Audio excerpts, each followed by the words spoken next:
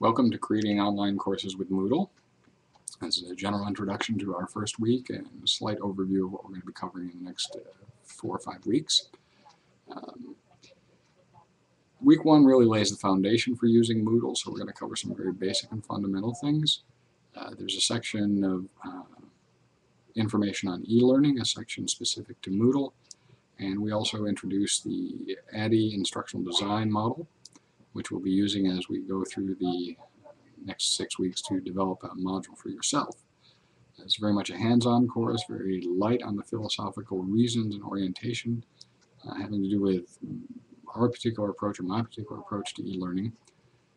Just purely focused, well, not purely focused, but mostly focused on providing you with the tools and the skills to use the learning content management system to create an online learning course for your participants.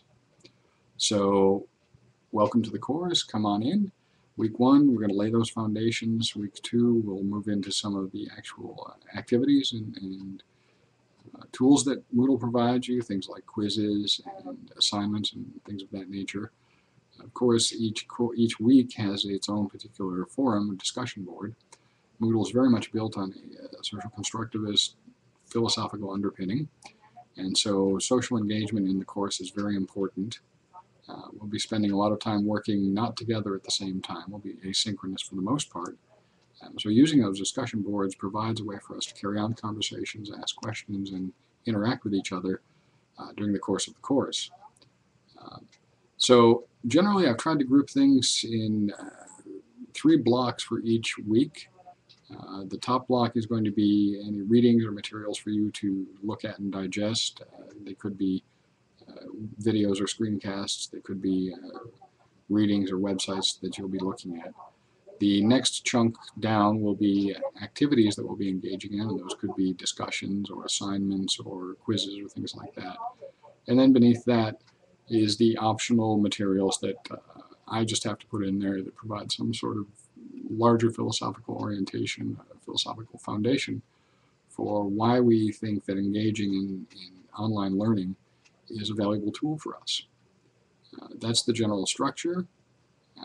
Week 3, we're going to start digging into a little bit about evaluation, and we'll also introduce the Mahara e-portfolio system, which is integrated with Moodle, that provides a way for you to let your learners develop their e-learning portfolios. So we'll look at that in depth. Then when we move into week 4, we're going to start constructing actual learning modules on our own.